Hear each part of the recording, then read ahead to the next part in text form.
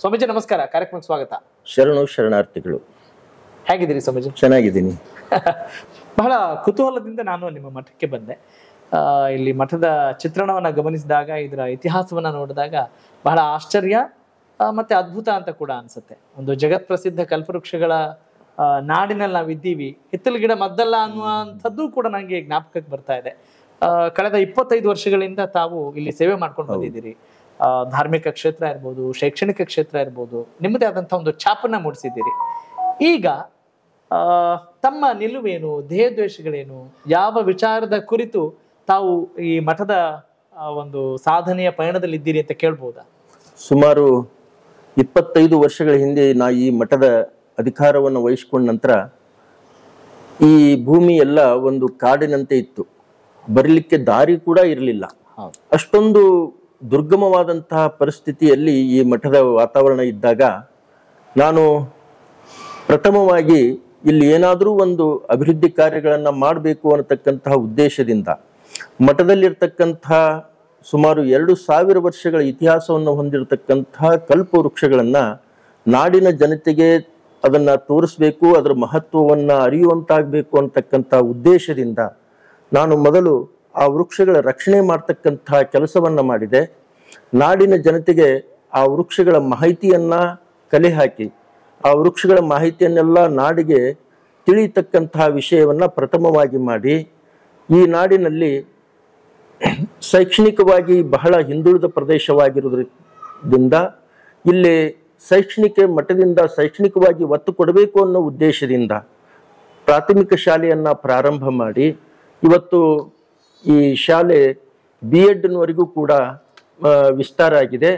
ಜೊತೆಗೆ ಇಲ್ಲಿ ಸುಮಾರು ಒಂದು 500ರಿಂದ 600 ವಿದ್ಯಾರ್ಥಿಗಳು ಈ ಶ್ರೀಮಠದ ಶಾಲೆಯಲ್ಲಿ ಓದುವಂತಹ ಸ್ಥಿತಿ ಇವತ್ತು ನಿರ್ಮಾಣ ಆಗಿದೆ. ಇನ್ನು ಯಾವೆಲ್ಲ ಸೌಲಭ್ಯಗಳಿದ್ದಾವೆ ಇಲ್ಲಿ? ಅಂದ್ರೆ ಅನ್ನದಾಸೋಹ ಇರ್ಬೋದು, ಆಶ್ರಯ, ಅಕ್ಷರ, ಆತರ ಏನಾದ್ರು? ಬಡ ಹುಡುಗರಿಗೆ ಇಲ್ಲಿ ಕೆಲವು ಸುಮಾರು 8-10 ಜನರಿಗೆ ಮಾತ್ರ ಆಶ್ರಯವನ್ನ ಕೊಟ್ಟಿದ್ದೇವೆ.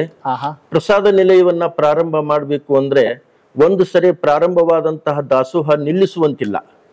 ಆ ಪ್ರಸಾದ ನಿಲಯವನ್ನ ಪ್ರಾರಂಭ ಮಾಡತಕ್ಕಂತಹ ಶಕ್ತಿ ನಮ್ಮಲ್ಲಿ ಇಲ್ಲದೇ ಇರುವುದರಿಂದ ಇನ್ನೂ ಅದನ್ನು ನಾವು ಪ್ರಾರಂಭ ಮಾಡಿಲ್ಲ. ಬರ್ತಕ್ಕಂತಹ ದಿನಮಾನಗಳಲ್ಲಿ ಆ ಆಲೋಚನೆ ಇದೆ. ಬಂದಂತಹ ಮಠಕ್ಕೆ ಬಂದಂತಹ ಪ್ರವಾಸಿಗರಿಗೆ ಪ್ರತಿದಿನ ಸುಮಾರು 100ರಿಂದ 150 ಜನ ಹೊರಗಿನ ರಾಜ್ಯದಿಂದ ಪ್ರವಾಸಿಗರು ವೃಕ್ಷಗಳನ್ನ ನೋಡ್ಲಿಕ್ಕೆ ಬರ್ತಾರೆ. ಸಾಕಷ್ಟು ಸುತ್ತಮುತ್ತಲಿರ್ತಕ್ಕಂತಹ ಪ್ರವಾಸಿಗರು ಕೂಡ ಬರ್ತಾರೆ. ಬಂದಂಥವರಿಗೆ ಪ್ರಸಾದ ವ್ಯವಸ್ಥೆ ಮಾಡಬೇಕು ಅನ್ನತಕ್ಕಂಥ ಬಹಳ ಇಚ್ಛೆ ಇದೆ.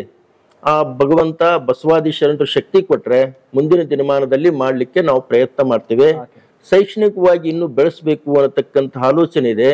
ಇವತ್ತು ಶ್ರೀಮಠದಲ್ಲಿ ಒಂದು ಕಲ್ಯಾಣ ಮಂಟಪವನ್ನ ನಿರ್ಮಾಣ ಮಾಡಿದ್ವಿ. ಮದುವೆ ಆಗ್ತಕ್ಕಂಥವರಿಗೆ ವ್ಯವಸ್ಥೆ ಕಲ್ಯಾಣ ಮಂಟಪ, ಜೊತೆಗೆ ಬಂದಂಥವರಿಗೆ ಇರ್ಲಿಕ್ಕೆ ಒಂದು 4-5 ರೂಮ್ ಗೆಸ್ಟ್ ಹೌಸ್ ಅನ್ನು ಮಾಡಿದ್ದೇವೆ. ಜೊತೆಗೆ ಸ್ಕೂಲ್ ಬಿಲ್ಡಿಂಗು ಇವನ್ನೆಲ್ಲ ಮಾಡಿ ಒಂದು ಈ ದೊಡ್ಡ ಹುಣಸೆ ಮಠಕ್ಕೆ ಒಂದು ಅಸ್ತಿತ್ವವನ್ನು ಕೊಡುವಲ್ಲಿ ಸಾಕಷ್ಟು ಶ್ರಮ ವಹಿಸಿದ್ದೇವೆ. ಇದಕ್ಕೆಲ್ಲ ನನ್ನೊಬ್ಬದೇ ಶ್ರಮದಕ್ಕಿಂತ ಈ ಊರಿನ ಜನತೆದು, ಭಕ್ತರದು, ಸರ್ಕಾರದ್ದು ಎಲ್ಲರ ಸಹಾಯ ಸಹಕಾರದಿಂದ ಈ ಮಟ್ಟಕ್ಕೆ ನಾವು ತಂದು ನಿಂದಿಸಿದ್ದೇವೆ. ಒಟ್ಟಿನಲ್ಲಿ ಎಲ್ಲರ ಸದುದ್ದೇಶದಿಂದ ಚೆನ್ನಾಗಿ ನಡೀತಾ ಇದೆ. ಇನ್ನಷ್ಟು ಚೆನ್ನಾಗಿ ನಡಿಬೇಕು ಅನ್ನೋ ವಿಶ್ವಾಸ ಇದೆ. ಬಹಳ ವಿಶ್ವಾಸ ಇದೆ, ನಿರೀಕ್ಷೆ ಇದೆ. ಆ ಕಾಲ ಕೂಡಿ ಬರುತ್ತೆ ಅನ್ನತಕ್ಕಂಥ ಆಶಾಭಾವನೆಯಿಂದ ನಾವು ಇದ್ದೇವೆ.